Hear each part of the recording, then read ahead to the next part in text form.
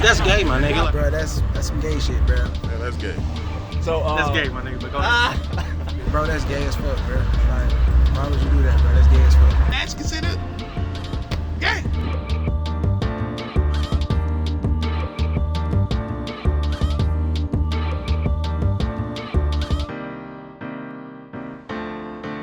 Hi, my name is Chris James. As a life coach and as a mental health practitioner, it's one of my life works to help black men grow in any way I possibly can. You say his beard was on fleek? Yeah. Okay. Yeah. So I'll be hosting this conversation today. Bro, That's Gay, a conversation defining masculinity. You know, as men, we automatically size other men up like right away. Walk into a room, it's like, oh, how much money he got, or if, you know what I'm saying? Like, that's just what we do. Am I right? We size each other up. Is the way that we've operated in masculinity, is it working, or is there room for improvement? You decide. Let's go. So what do you think the phrase "bro, that's gay" comes from? When I was coming up, you know, it was said, right? Mm-hmm. And when it was said, it was under the understanding that that was girly, feminine. We didn't apply it to actual sexuality or lifestyle choice or any sexual orientation. It was just like, it was synonymous with sissy and soft and things of that. Like, bro, that's gay. How would you feel if somebody said to you, bro, stop acting gay, man? We'll take it personal because it's a such trend going on at school right now, you know. It's a what? Oh, say it again. A such trend, like everybody be acting sus, like calling other men cute and stuff. So if somebody's acting suspect, what does that mean? They be like, they walk in a classroom and see it, they just be saying gay stuff, like, hey daddy or something to another man. So I can't call you beautiful either? No. Why not? Cause. Women should only be called beautiful. Would you want a man walking up to you saying, hey beautiful? I mean, no, I wouldn't. Okay. Good morning. Touche. I like this dude. When I hear those things, the first thing that comes to mind is ignorance. It's not necessarily that they think that this thing is gay or that they really do think that their friend is gay. Is that they're ignorant of what gay actually means. Bro, that's gay.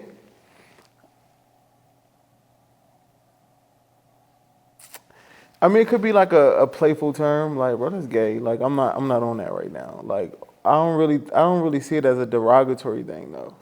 Huh. Yeah. Okay.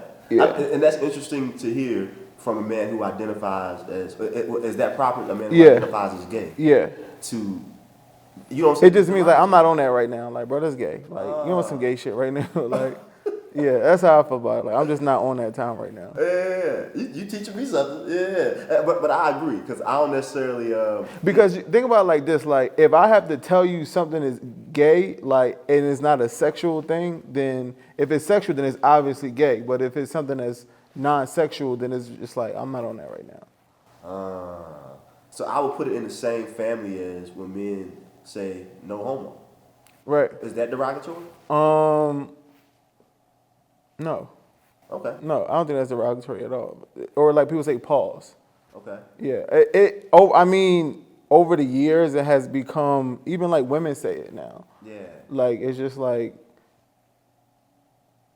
an acknowledgement, I guess, like, of it possibly being something, but it's like, I'm not on that.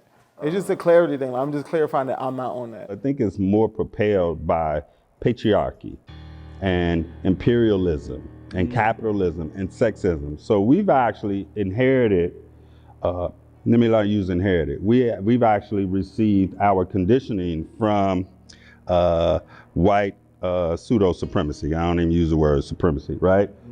In terms of how this masculinity looks, right? Like, but we don't know enough, at least I don't, and the people that I'm surrounded, with a few exceptions, who knows enough about true African history from a spiritual standpoint, where we really know what our true roles were historically, right? And I ain't talking about on this side of the water, right? And so a lot of things that we took from white boy, Let me be clear with that. We took that from white boy, right?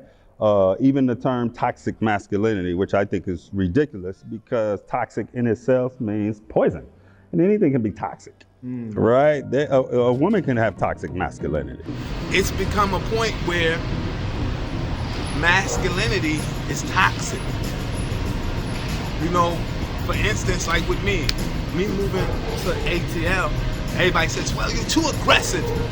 I say, in what way? I don't know, you're just aggressive. I'm like, And the narrative about masculinity being threatened amongst black men is part of the colonized approach that's peppered with racism, sexism, and capitalism. When you look at toxic, or when you hear toxic masculinity, it's that hyper level of everything. It's that drawn out level that becomes dangerous in certain situations. And I don't think that black people have created that in terms of being toxic.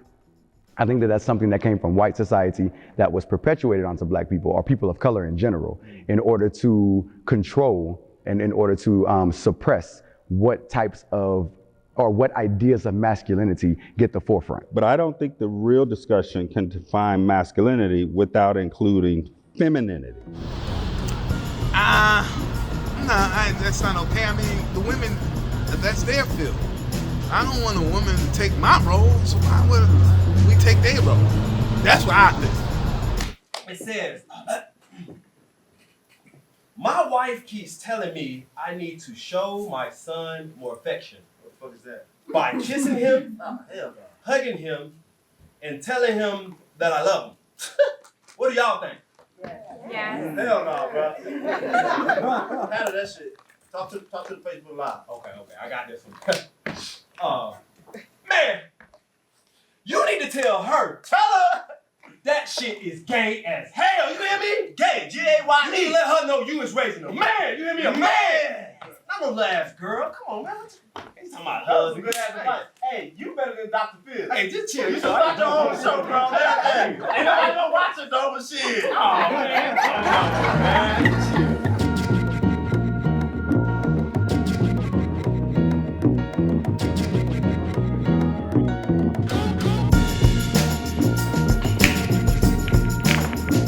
Has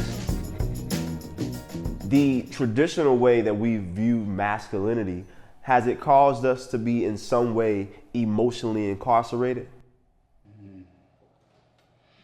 Oh man, that's a great question. I would say yes, due to the idea of hyper-masculinity. All right, so we overemphasize the masculine because of the environments that we come out of, right? Being in and around the streets, like it's all about how tough you could be, right? Right. Let's not show the emotional side, or let's not show a softer side, because that's something that can be taken advantage of. Right. So coming out of that environment, absolutely, we're emotionally incarcerated because we don't exercise emotionality. Right. So absolutely. I love the way you pose the question, because there is a sense of a psychological inference of imprisonment that we have, you know, from living in a society, you know, with a history of a country that starts with slavery. That's a very apropos question. However, the divine part of me says that it's just simply a challenge that I and we put before ourselves to break out of it, because every good prison movie is the ones where somebody broke out. So yes, they do attempt to incarcerate us, but this conversation we're having right here, plus the other ones that we have amongst one another, are very liberating. And this, I just like to see everything that we're going through right now. It's just simply stimulus towards our returning to our purpose, our goal, and why we chose to incarnate into these beings as men. And I end by saying that the goal, I think, my personal journey, and the goal, I think, for all my brothers should be to become one with God. You see, male, boy, man, God. And so all this talk about machismo or defining manhood and all that the colonizer tries to do is because he wants us to stay stuck in the pronoun. He wants us to stay stuck in these basic terminologies, but the bottom line is everybody here and every other man born on here has the potential to be God. And so that their roosters are just designed for us to break out of it. It's a really good movie when you break out of jail. I love break out of jail movies.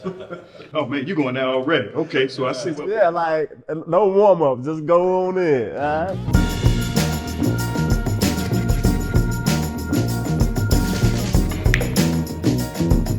So research says that men are 4 times more likely to die by suicide. It says in the black community specifically, black men and boys are 80% of those who die by suicide in the black community. Do you guys think that any of that links back to, again, this emotional incarceration or imprisonment that we just spoke about?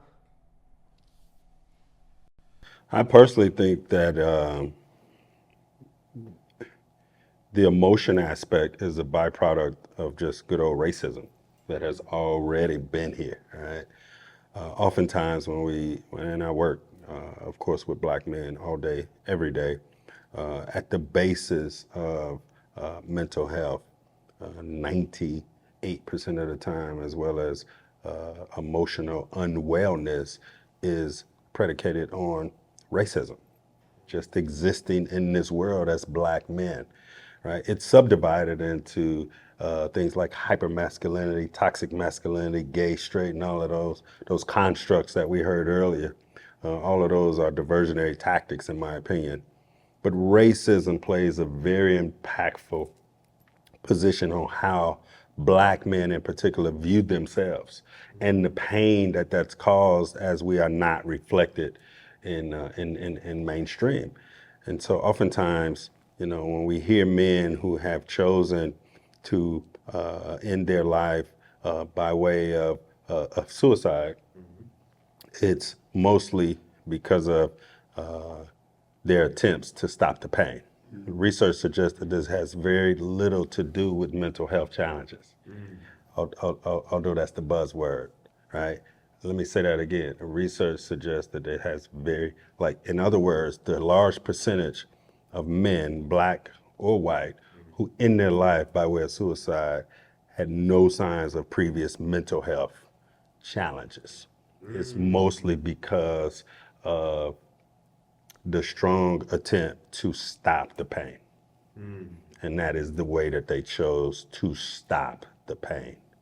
For a variety of reasons, let me be clear, but that is it.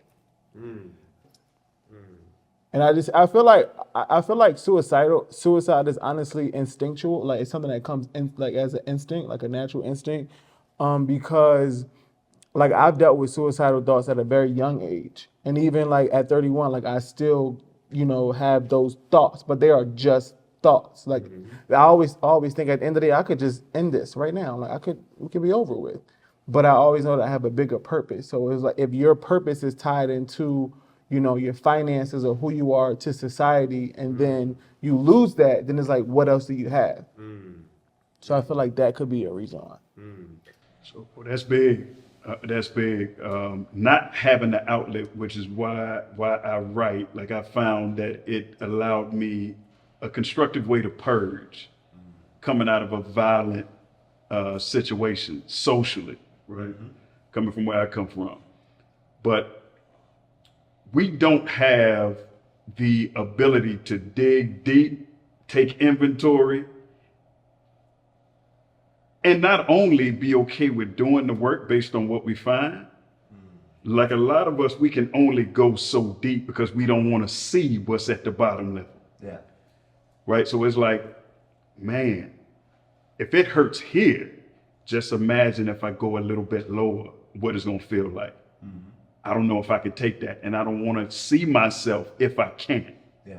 Right? Based on that masculinity, based on not being emotionally intelligent enough to say, well, this same mind that I'm taking to do this inventory with, or that got me into this situation, is the same mind that I can use to elevate myself. Right? So instead of it being so bad on this end, there's a solution. Right? But it takes a level of emotional intelligence to say, well, let me deal with how I feel about this. Let me acknowledge it, first of all, it's okay, right? Like, it's okay. Nothing ends unless I end it. Right? So it's not the end of the story. So it's being willing to go deep enough to see what type of metal we have and understanding that there's an opposite end to this spectrum here. Right? There's pain and there's all of these things that make us not feel so good on this end. But on this end, there is a dichotomy that exists that I can explore myself and I can be better for it and I can help myself and help my community based on what I find in being able to do the work, being willing to do the work. And maybe somebody that I'm close to, that I'm connected to in my community may not have to feel this way based on what I learned about myself and the work that I put in. I dig it. So I think it's safe to say that as men, we need to be okay with not being okay, and that it is not a sign of weakness if you are not okay.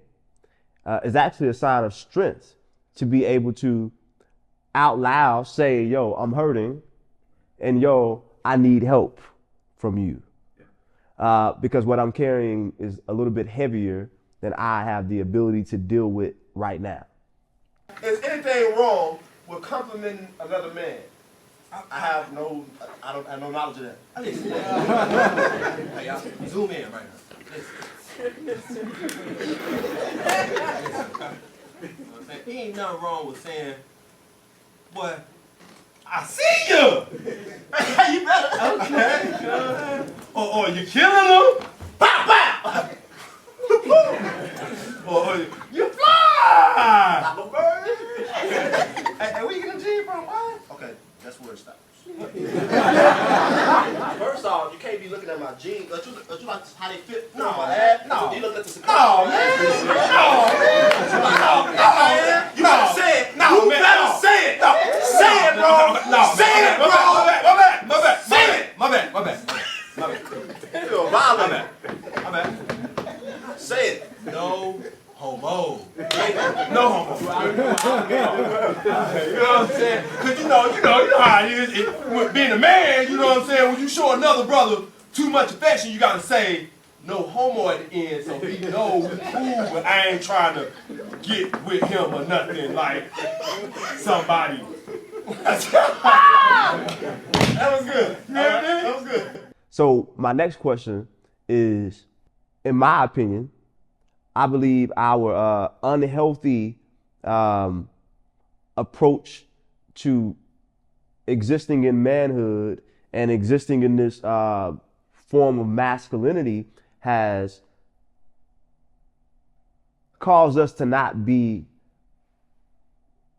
friends for each other as men, you know? And what I mean by that is, how often are we and how comfortable are we asking our friends how they feel and being vulnerable with our friends, you know? Like, as men, like, how comfortable are we in that space, you know? So I would love to have a conversation with you all about what does that look like? How can we be better friends to other men who are dealing with real life, you know, emotional stress?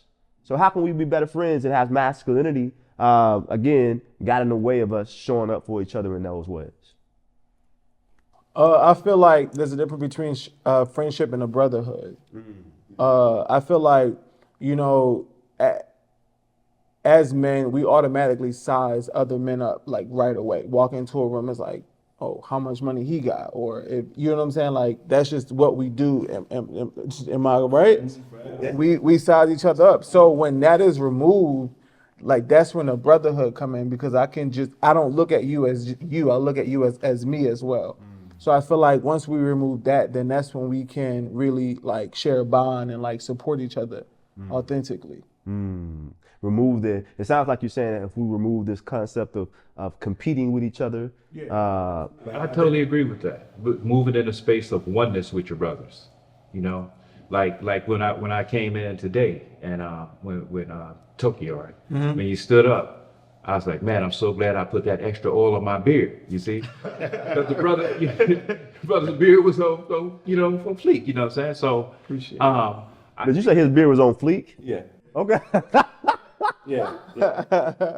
And so I was just, I think the same, once again, as I said earlier, sometimes we tend to, we borrow from this system that we've bore ourselves into. And theirs is like a negative thing. These people name diseases after themselves. So a lot of times the options that you feel is the negative stuff you're compounded with. Because I just basically, when I saw the brother, I was like, yeah, another one of the bearded ones, the black beard, the beard is here, And so that's a real thing to purposefully and positively identify with your brothers. When Brethren was talking earlier, was sincere, was sharing his story about his brother. My experiences with gay black men was very profound. You introduced me as Baba Kenamen. Baba is more of a title. It's not my name. It's short for Babalawo. However, I've never initiated into Ifa, but I'm a father to my community. But I work with this organization called Baba, Blacks Assisting Blacks Against AIDS in St. Louis. And in that situation, I found out that the first thing I discovered was that I didn't know that I felt that a person's sexual orientation is their personal business. It's not something that you have the right to govern on someone else. And I also was tremendously inspired by the tenacity of the first, especially the brother that started the organization. It was E-Rise. This brother was like cold-blooded about like making sure we got our fair share of funds towards the stopping the transmission of AIDS. He talked me into being an HIV/AIDS educator in the community, and I learned that with black people, your sexual orientation has nothing to do with your desire for liberation. And everyone here, and I think someone said it earlier, the whole LBGT movement is just simply asking for respect of the choice that I made. That's what it is. We have an innate desire to be free. I'll seal it up by once again co-signing what Bertrand said right next to me about when you see you just have it's a divine premise. This is what I meant when I said becoming God. It's about oneness. This isn't like 1, 2, 3, 4, 5 brothers here. This is a conglomerate of power taking place right now. This what we're doing right now is greater than all of the stereotypical lies and untruths that they say about us every day.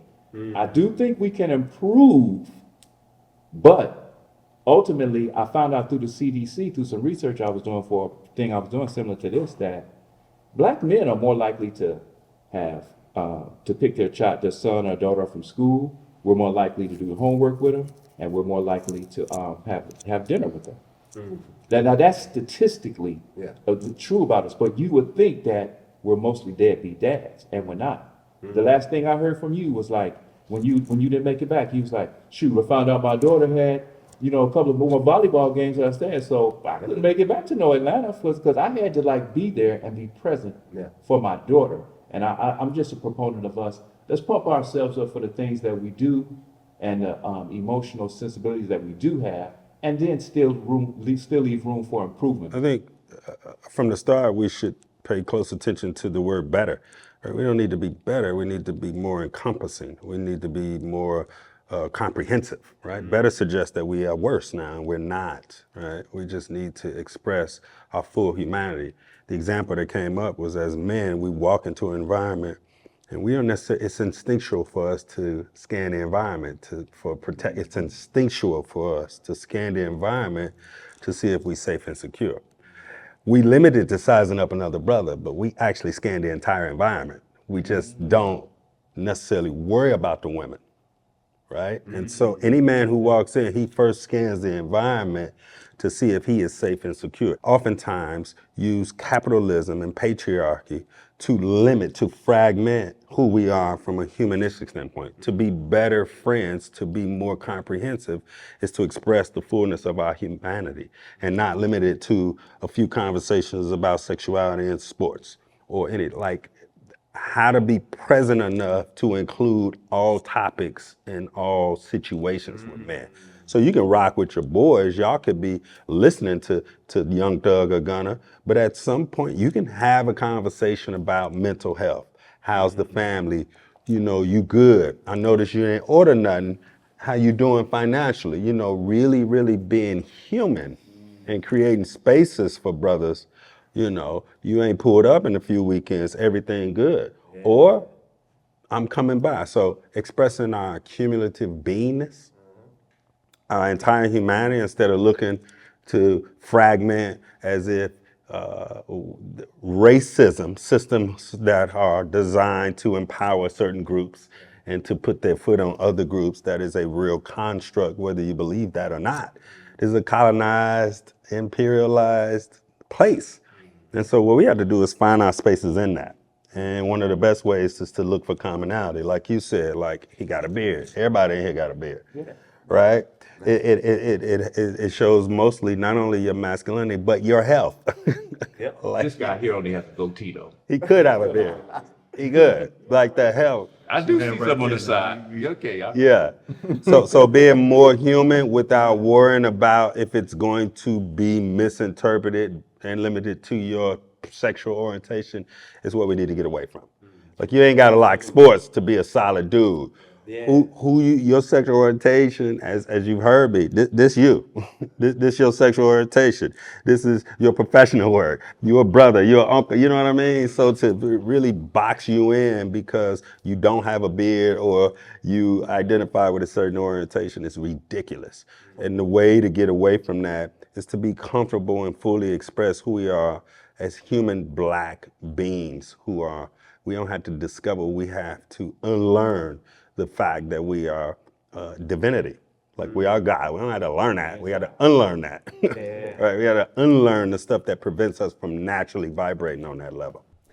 So what I love what you said as it relates to being better friends or just being friends, period, to other men is you offer even scenarios, ways to show up. You know, asking questions like, "Hey, I see you ain't ordering as much food. Are you all right financially?" Like, I'm like, oh, that's a great scenario and great question and a great thing to observe, you know, a great way to check on our friends' financial health, right? I remember being in high school and I was the only one who had a car. And I remember riding, listening to number R&B because I love R&B. Right. And I remember Marquez and Derek, they were like, "Bro, why you listening to R&B while we in the car?" You know, like my manhood was being questioned. Right. And I remember I got mad. I stopped the car. I was like, "If you don't want to ride, you can get out there." you know. So and that's my, so it makes me think about what Dr. Kerr just said. We should be able to experience all of our humanity with our friends, and we have to create a space of comfort for that. Like, yo, bro, you can be all of who you are with me. Like, if you like to listen to Billie Eilish, it's okay to do that around me. Yeah. Right? You know, or you're gonna get a limited side of me. So it's gonna be no secret if I'm dealing with any type of mental health struggles that I don't share it with you, because you've showed me through your language and through our limited conversation topics that I can't talk about these particular things with you. Right. So in our friendships, we need to intentionally as men create spaces where we can talk about all these things, and not just sports, not just women, not just money, but all things. And I think I'm a firm believer that if we create that, if we make that our norm, we could potentially save the lives of a man who is in our life. Fact. Yeah, agreed. I want to ask you a question with that, Chris. Do you feel that if someone's on a suicidal path, you know, I guess to everybody, do you feel like we can? Is it possible to stop someone from committing suicide with friendship? I would say yes, but not absolutely. You know, I don't think that's an absolute answer to that. I think it's based on every situation, but I think friendship can contribute to the prevention of a possible suicide happening. I think Dr. Kurt talks about how healing is usually hard for a lot of people, and it's usually heavy because we put ourselves in these spaces of isolation and we're doing it alone. It's less likely to be as heavy if you have friendship that you wholeheartedly trust, that is real, and that they will help you to carry what is considered heavy, that trauma, that pain that we are attempting to escape, right? I wholeheartedly think friendship can assist in preventing suicide. Brother, you mind if I caveat that? Yeah. Here's a specific example from our people, right? Like, we come from a people that would have somebody in the tribe that was sick, right? And there's different levels of sickness. I deal in the holistic space. So on the bottom end of physicality, mentality, and spirituality, right? That's what creates our reality, right? Now, we come from a people tribally that if someone was sick, we would bring them out and put them in a circle, right? So all we would do is chant and vibrate positive affirmation and send them energy of wellness to heal that person. That's the type of people that we come from, right? So when you ask that question, there is an absoluteness to it, but we have to subscribe to it. That means getting back to who we are originally and not believing in these other things that are more ancillary or support functions. Like, we have the ability, the frequency, the vibration to heal each other. That's why a hug matters. Yes, sir. Right? Psychologically, a hug matters. Spiritually, a hug matters. And it's played out physically. Why do we treat femininity like it's Ebola? Affection like it's an infection we don't want to touch, huh? Okay, what's wrong with touch? Like giving a hug, expressing that we care, receiving some form of love. What's the matter with recognizing another man's beauty? Wow. I personally think there's some handsome brothers out here right now. What? Go on his head. No homo after that. The other day, y'all listen, the other day, I saw a brother so handsome and I said, hey, yo, my man, you look good. Come on, handsome. Look, no, that wouldn't make me gay. Just confident in myself and recognizing beauty in every form of God. Because I was teaching in a school in New Orleans, and I was talking with the principal. And we were walking through the cafeteria. There were black boys. Of course, it's New Orleans, Ninth Ward, right? There were black boys sitting everywhere, and one of them had on earrings. It was a school policy that they cannot wear earrings. That boys cannot wear earrings. And so the principal stopped mid-conversation with me, and we're talking about professional development stuff. Mid-conversation, he stopped. He looked at the boy and he said, "Are you gay?" And I just stood there like, this isn't happening right now. Like, are we serious? And the boy was like confused. He was like, no, what are you talking about? He said, well, you have on earrings, so I assume that you want to be a woman. And I stopped him and I said, first of all, this is like illegal. That's the first thing. You can't ask a child this. And secondly, like, there's so many layers to that type of conversation. And in that moment, I said, this is what I'm doing my dissertation about. I want to know, how do policies and procedures in urban high schools and black high schools and in inner city high schools, as people say, how do those policies affect the expression of black boys in these schools? Because anybody can wear earrings. That has nothing to do with sexuality. Like, why are we as men so in avoidance of the gay? Like, don't put the gay on me. Like, I don't want to identify as the gay. Like, what is that for men? I feel like more men are more in tune with their femininity now, and more. But before, it was because gay was perceived as, such a taboo situation. Like, it was off limits. Like, it was wrong. It was a sin. To some people it still is. Yeah. It's just what people didn't want anything to do with it. Have you ever got any pushback about being a man and being a hairstylist by other men? Not necessarily, not like directly, but it was something subconsciously in my own mind. Yeah. Let's talk about that. I remember like a specific time, I was actually dating a guy, and I was like hiding the fact that I was a hairstylist from him. Yeah. And we laugh about it to this day. Like he always like, remember that time you was trying to hide the fact that you were? I'm like, yeah. So could you tell me why were you trying to hide it from him? If like, what do you think? Why do you think you were hiding that from him? Because I didn't want to like him to look at me as like feminine. Yeah. Okay. So, but what's the issue with being looked at as feminine? Well, I mean, there's a number of issues there, especially like when you're dating another guy. Like, it's like you don't want to. I didn't want to be the one that was feminine in the situation. Do you think that takes away the opportunity for you to be the leader in the situation? Maybe. No, it wasn't even like about being a leader. It was just like how I wanted to be seen, how I wanted to be looked at. So how did you want to be looked at? Just like a regular guy. What's a regular guy? I mean, this was like, I mean, if you ask, I'm trying to like remember that my perspective then, my perspective now is completely different. Okay. But back then, like I didn't want to be looked at as like not a man. Yeah. That's interesting. I mean, there's a lot of like homophobia within like the LGBT community. Like there's like a lot of homophobia like within the community. Yeah. Interesting. Okay. Do you think that men avoid showing their feminine because they don't want to be seen as weak? I don't think that men are ever taught femininity.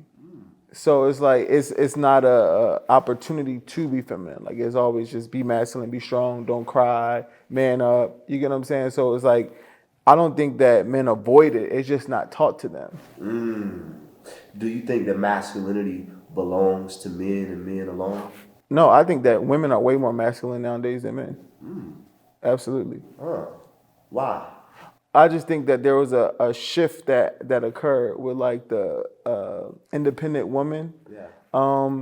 You know, I feel like my mom, she's around like my mom like 64. So it's like those were like the women that we have nowadays. That's like 25 to 30. They're the actual independent women. The women that came generation before them were like the prototype. So within that, women had to become more masculine. But I also feel like women are the gatekeepers of masculinity as well. Wow, that's a mic dropper.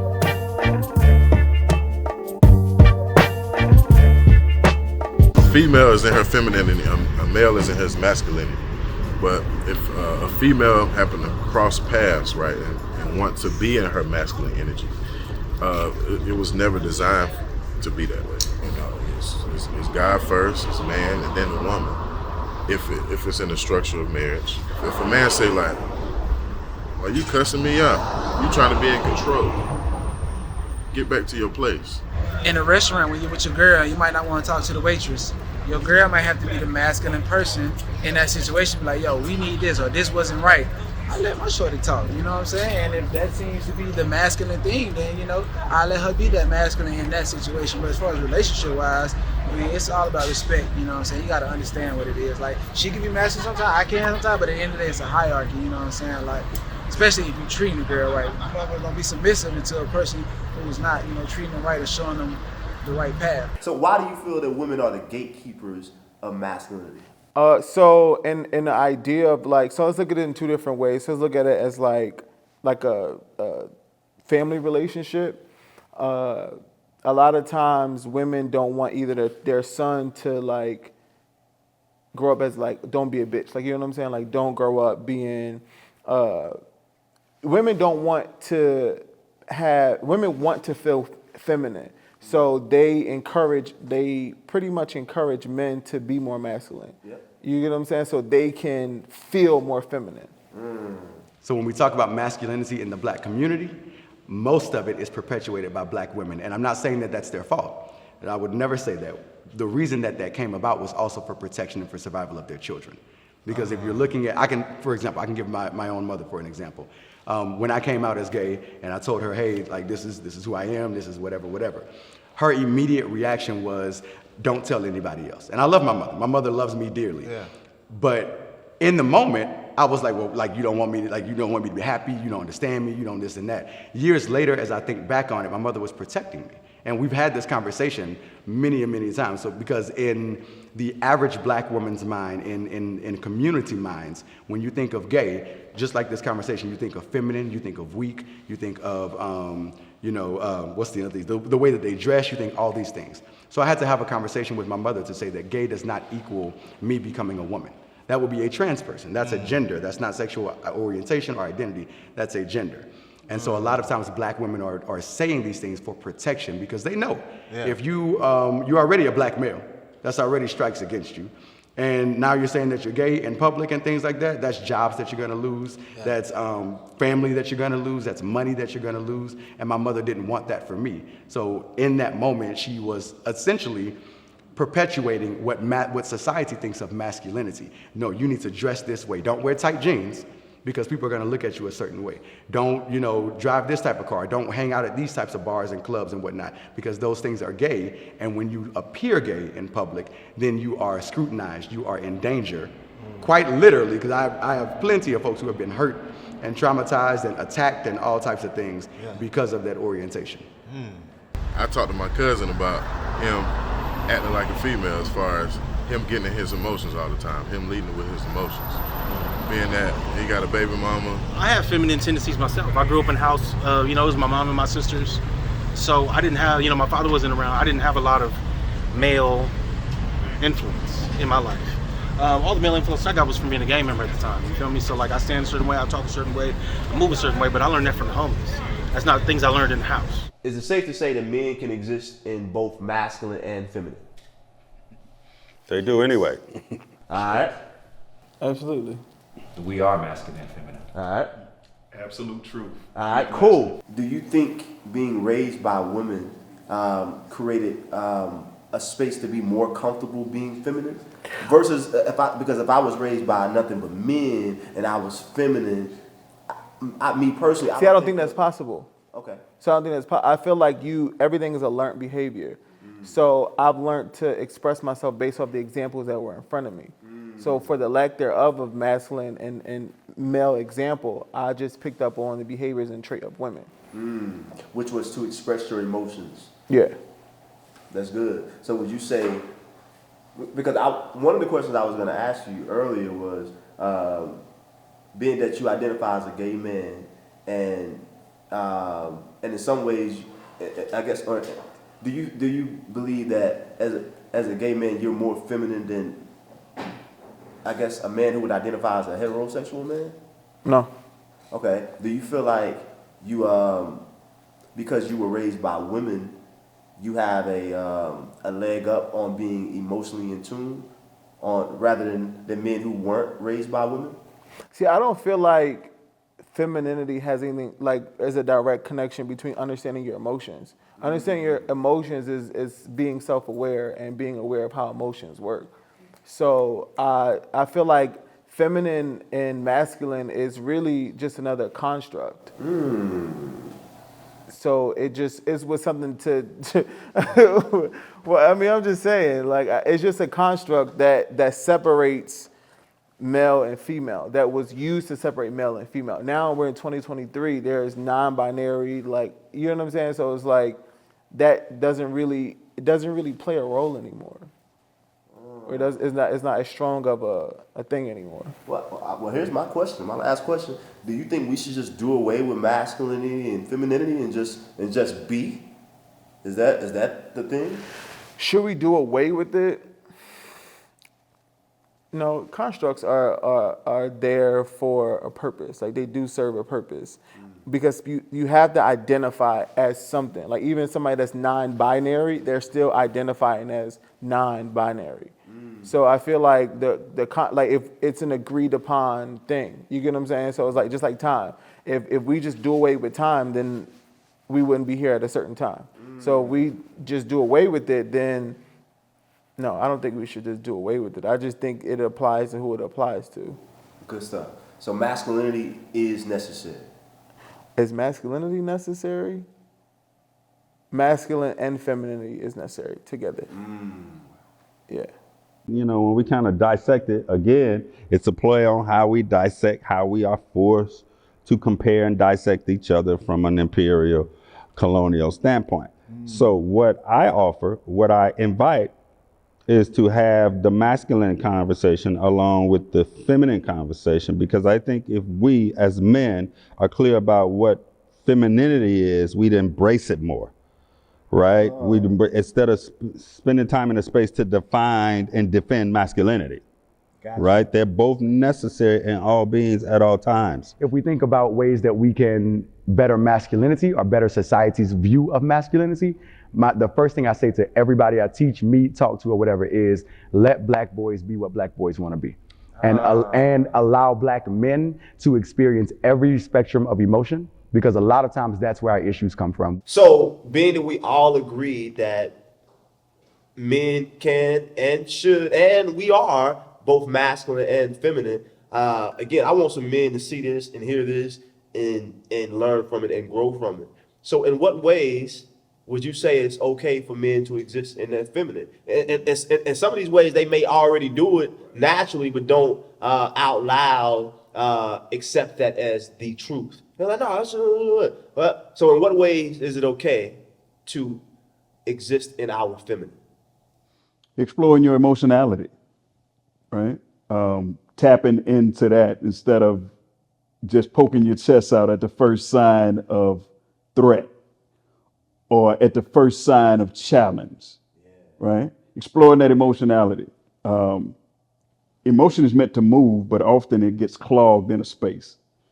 Holistically, it gets either clogged spiritually or mentally. Now, check this out. The word man originally means mind. So your manhood is predicated on what you become conscious and aware of. So if you don't become conscious of the fact that you are an emotional being, now that gets suppressed and it becomes explosive, right? So the other side of that is we have to be willfully in a space where we can explore that, right? Right. And we can do that in a multitude of ways through physical touch. When is it not okay for a black boy to cry? So like, you fall, you get a little scrape, don't be crying. But like, if something happened to like your grandma or something, like she just passed, you gotta right away to cry. So there's a right and wrong time for a black boy or man to cry. Yes, because sometimes you just gotta walk it off. So you fall on the ground, get back up and walk it off. Like I remember in my previous marriage, I didn't want the huggy, lovey-dovey stuff. Why? Because my mother didn't really do that, right? So I didn't really see that. I knew she loved me, but she didn't really embrace me like that. Now we do, through the exploration and me becoming more emotionally cognizant and emotionally intelligent. So we have to experience these things by having certain loving conversations, intentional conversations. Bro, how you feeling, man? Now, I don't want to talk about what you got. And when you ask that question, it's important to pause long enough to be present so they know and feel comfortable with, you really present? Are you really listening? Right. You sure you want to know how I feel? So with that, when we ask that, how you really feel, we have to learn to be present enough. Because as humans and as adults who got to pay bills and all this, I think most of us lack actually being present, you know? Look, if you want to think. Facts, man. Like it's like if I give that question, now I got to go into reception mode. Now I'm willing to receive whatever you give me, brother, because I'm here. Not only am I here for you, I'm here with you. Right, that's a good point. Let's explore this thing together. You ain't by yourself. You've never been by yourself. You feel that way, but the truth is we are here together. Yeah, I think that's part of the dance. I mean, anytime that you're open to receive, there's a femininity aspect of it, just as if you're open to perpetuate or initiate. There's a masculine undertone to it. And so the mere fact that you're present enough to listen to another man is an exchange on the receptive side, which by rationale could be considered femininity. Like, I'm going to defer, right? My voice is off, yours is on, and I'm going to be present and listen to you as another brother. Even so much when we go in and give each other a dap and a hug. It's a even almost simultaneously strong. I'm going to grab your hand as a brother, but I'm going to invite you in, and you follow me with a little femininity. Right? And so we do this dance naturally. We too busy trying to not do it or undo it or run away from it. Like, bro, you ain't getting away from that. Yeah. Right? When you shut your ass up and listen to another brother, then you're doing the dance, which is a part of who we are when we're comfortable enough of expressing the totality of our humanness. Yeah. It's that we ain't in danger, so we ain't got to buck up. Ain't no Negroes, ain't nothing going on, right? Where else to be like, okay, like you get that quarter, Chris. Tokyo laying you down. Like, we don't have to do that, right? There's a safe space enough, and it's safe enough to know that brother's in here. Like, I got you, right? I don't have to trust in another so much so that I trust in me, right? Trust is within. Like, either way you come, I'm good. That's trust, right? Either way you move, I'm good. That's trust, right? And so we have to learn to be good. And that's when you come back to the question is, okay. Yeah, okay is the superpower, because mostly when you're okay, there's a level of calmness where you can kind of shift good. The goal is to not get stuck here. And we talk about guilt and shame when a brother has bet everything on, allegedly bet everything, whole life savings, trying to make it happen for his family. A black man who has been prominent in a white space for the last 20 years, let's be clear, right? That's clear, right? Because I ain't been in this space and be like, bro, you lost a meal? Man, I lost 2 meals last week. Like, hey, so, right? Because we know, this growth and development as a result of that. Yeah. Like, if you lost your meal, I lost my meal, we about to kill it. Like, we on the 10 million now because we got to recoup and up. Yeah. But when you're in that other spaces, the guilt and shame and embarrassment drives a lot. Trauma is different for us as people of color. Yeah. Right? It's not so much the generic definition of trauma is an event or experience that happened that superseded your current level of consciousness. Right? Whatever that is. Right? But for black people, Say we it again a little slow. I'm trying to learn. an event or experience that superseded your current level of consciousness, right? That's what traumatic is, generally speaking. But for us as black resilient people, it means I'm all alone. That's a different trauma, Yeah. right? Like, I done lost the family savings and I'm all alone. That is when the downward spiral comes. If we both get robbed together, we just got robbed. But if you get robbed by yourself, I was like, damn. Bro, came like that, you know what I mean? If all our houses burned down on the block, we just standing there like, okay, so it's cool, you can wear my stuff. Your house burned down, it's like, my house burned down, right? Until you found out that my house burned down 3 years ago. So the trauma becomes, I'm all alone, like I'm all alone experiencing this. Nobody has been here, nobody is there. And that comes from what we said, like you gotta share that. Like your worst of the worst, I promise you, the universe is gonna lead you to your worst of the worst. And I'm a therapist, I hear the worst of the worst, and I still look in a black man face every day and be like, bro, I get it, you ain't alone. They be like, no, dog, let me tell you. I'm here to tell you, you ain't. 3 hours ago, somebody sitting in that same seat with that same similar story. You're not alone. And it is that point they was like, wait, what? As uniquely and as painful as it is, you ain't alone, bro. Yeah. And that's when it's like, oh, it's shit. Right? Okay. All right. Right? All right. I get it. So, in the barbershop about a month ago, there was a man who spoke very, masculine, chest out. And he said, I hadn't talked to my brother in maybe 5-7 years because he is a gay man. And as we talk further about that, he's just like, yeah, I can't deal with him because he gay. I don't support that stuff, So I want to talk about that divide. You know, I think there's a divide amongst men because of this this illusion, this construct, this falsehood that in some ways we can bend the rules of masculinity. You know, so let's talk about that divide that exists between us as men. All this bullshit. Assuming that there is a divide between gay and straight men, is that what you I'm suggesting? assuming that there's a divide between men, period. Yeah, I think it's a more clear divide between men who identify as heterosexual men and homosexual men, because heterosexual men look at homosexual men as if they are bending the rules, and this is the rule, like, of masculine. As a man, manhood, you gotta exist this way, and if you are not that, we can't really fool with you. And I think, again, my opinion, I think that's a unhealthy way to view other men. You know, again, like I felt like that was he was losing he was losing out on experiencing life with his brother for 5 to 7 years, and his brother is missing out on having his big brother for 5 to 7 years because of his choice of courtship. There are spaces where there is the divide, with this being personal to me and having a brother that transitioned, that was gay. What I would say, there was a divide because I didn't know any better and I was ignorant.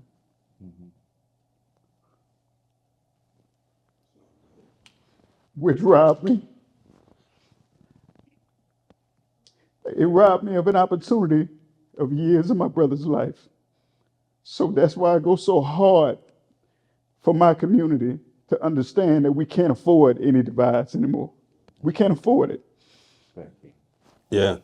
Divide is fear. I mean, it's the discomfort that really divides us, brother Sincere, brother Baba, brother Tokyo. I can tell you from a professional standpoint, I mean, 1 out of 4 black men have engaged in some type of sexual violation at a very early age, right? Didn't determine their sexual orientation, but it does bring into question their identity. Right. So there's a fear that comes with that, right? So if you're struggling with your identity, for whatever reason, someone capitalized on you through your adolescent or pubescent stages, you know, you're now an adult, and there's a fear around gay men as if they're, you know, if there's something that they may pick up on. We've all had some type of interaction with a gay man in Atlanta. I remember my first experience, and let me be clear, I work with him every day, right? I don't have a problem with, because I understand it. But the first time it happened, it was one of my partners. And he came out one New Year's Eve drinking, and I was like, whoa, that was my experience. And it took a female friend that was like, you know, I had to go through that. It took a female friend like, let's be clear, like, every gay man don't like you now. Don't flatter yourself. Every gay dude ain't checking for your ass, right? Ease up. Gain the understanding. It was like, and I was like, oh, okay, I got you, right. And it was then it was ready to have the conversation. But what I found is, man, some of the most solid people, whatever, if they have a same sex, same gender orientation, so courageous, so enterprising, you'd be a fool to spend any time talking about their sexual orientation with all that they have to offer. Yeah. Period. And just as a human being, like you gotta get that part. And when you start sitting across from men, I could tell you, it's not the gay men, right, that's comfortable in who they are. It's the men who have been violated, who's struggling with their identity, who happen to be some of your bishops, your plastic surgeons, your professional athletes, I know. I talk to them for a living, right? Those are the ones, right? Because there is some previously lived experience that have them questioning that. And if you know anything about human development, you know, if somebody did something to you then, like just because we chose heterosexuality as a result of introducing that experience over, you know what I mean? Yeah. Like you start questioning that. And that doesn't go away because it is stored in the body. So you trying to struggle and make sense of it in the mind, and oftentimes that'll have you feeling discomfort in front of a brother who's just simply comfortable with who he is, gay or straight. And Doug, I just wanted to make this statement that I'm a better man for being connected to my brother. Sure, I get it. Who is now an ancestor. I get it. And I don't know if that part of my development would have led me here had I not known him in the space and time that he existed. For sure. Strictly for who and what he was. For sure. Which was an amazing black man. For sure. I feel like here is just a very special place, but like outside of Atlanta, it's definitely a divide, like 100% a divide. That's interesting. But here is just like this is the first time I've seen like, when I first came in, I went to Escobar, it's like the gays and the straights is right next to each other in the sections. Like, you get what I'm saying? Like, and we party the same way y'all party. Like, we going by the sections, by the bottles. Like, talking shit, drinking, like, right. So it's like, here is just a very special place. But outside of here is completely different. It's definitely 100% divide. So why do you think that divide exists outside of here? There's no development outside of here. I can't say there's not an opportunity, but there's no examples. You get what I'm saying? So it was like here, like for example, like in Philly, like I remember like one time, I've never had a problem myself with like being a gay man. Like it never was an issue for me. It was just like, it just was what it was for me. I didn't have a coming out, like none of that. Like I'm just me. So, but there was an instance where like my little brother, my younger brother had to take up for me. You get what I'm saying? Because somebody spoke on my sexuality. He like, no, ain't nobody gonna talk about my brother. They make so my brother is gonna be me. So that was like my first time kind of like really acknowledging that like there was a divide. Cause for me, like I don't like to say like I was like the token gay guy, but like I kind of was. Like, you get what I'm saying? Like I always had like pretty girls around me. So, and again, that's the value. Straight men wanted to connect with me because it got them to my friends. You get what I'm saying? Right, So right. The value, whatever the value is. Yeah. Whatever that value is. Whatever that value is. That's interesting though. I hadn't heard like that before. I feel like, just in other places, it's not as much exposure. You get what I'm saying? It's hidden. Like in Philly, the gay men are homophobic as well.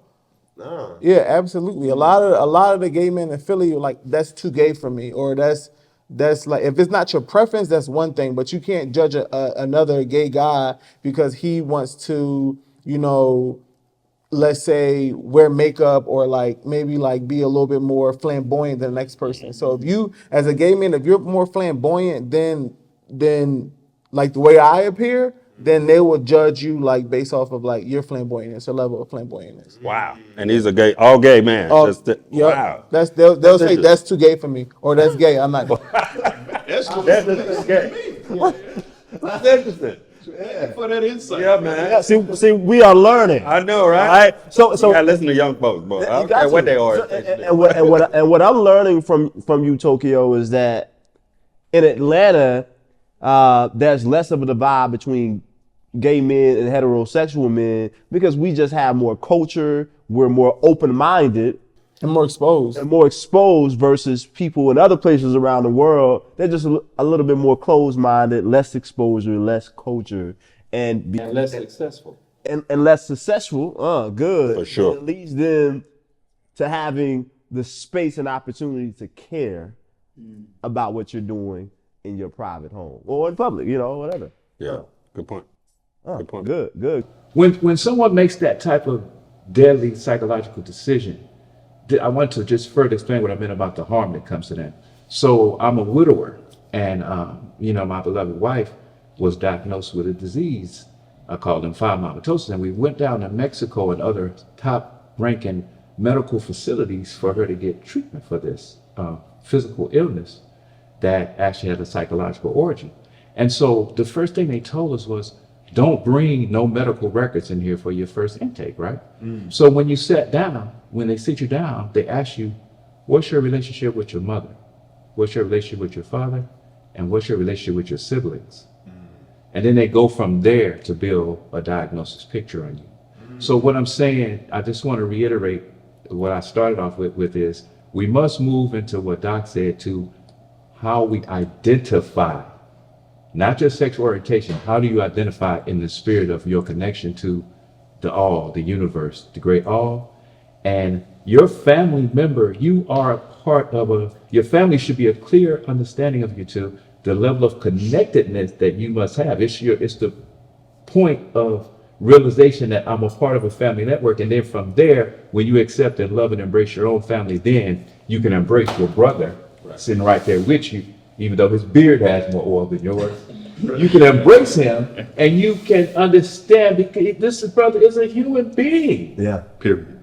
You know, it's not, and we can't let fundamental religious and all those other things interfere with your being humane to other people. You don't have the right to do that, and you're off kilter when you do that. And as Sincere shared with us, the pain can be severe. Yeah.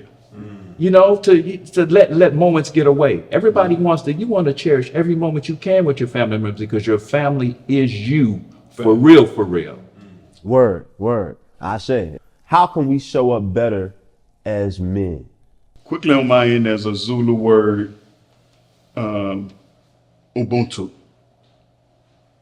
UBUNTU. UBUNTU. Right? That means I am because you are, and generally that means I am because we are. Yes. No, meaning no one is greater than any of us, regardless of our status. I am because we are. Yes. Regardless of orientation, so forth and so on. It's all construct. I am because we are.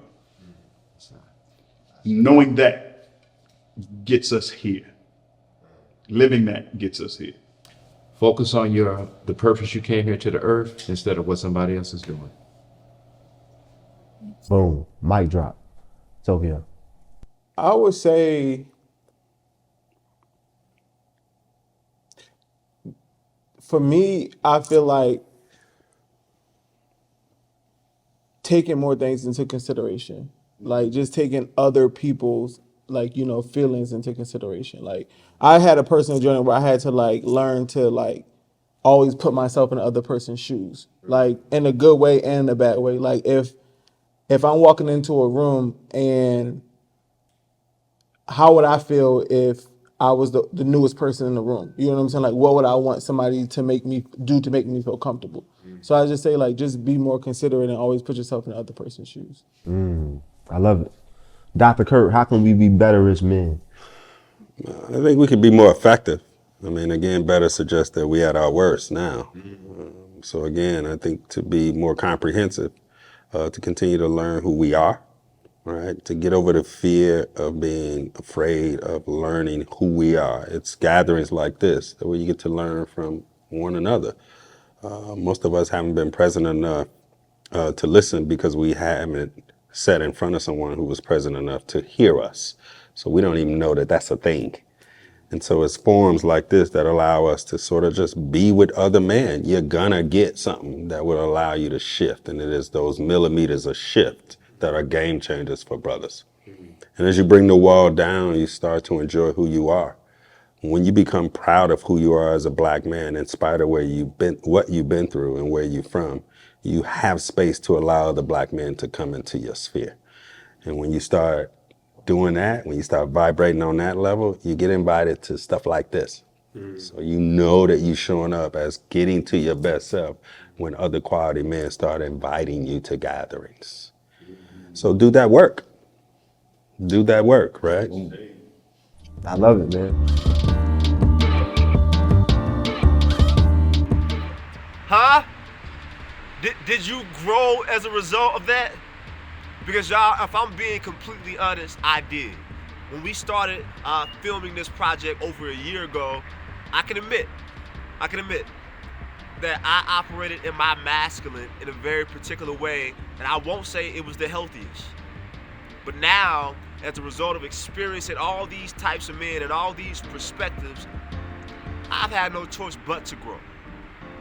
You know, we experience perspectives from gay men, from men who identify as heterosexual, from little boys who are just existing, from doctors, from psychologists, from professors, from holistic relationship coaches, from little boys who just go to school every day and play football and play with toys at home for free. We experience all these perspectives, and y'all, I grew from it. And I hope that you did the same. I hope that like me, that you took from this that if you are a man, right, it is okay to identify as a comprehensive man, right? And if you're going to be your healthiest self, it is okay to identify and to operate in your masculine and your feminine. You know what that means? It doesn't make you gay, it doesn't make you less than a man, it just makes you what? Human. It makes you human.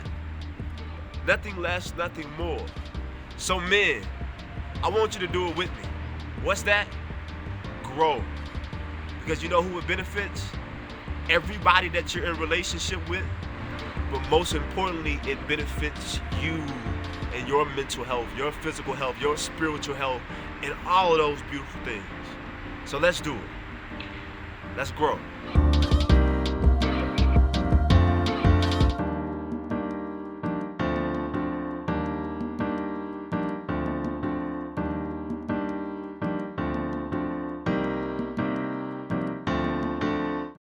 I love you. I love you too. We got that? Okay. Give me a hug, man. Is that gay to hug? No. Can I hug you?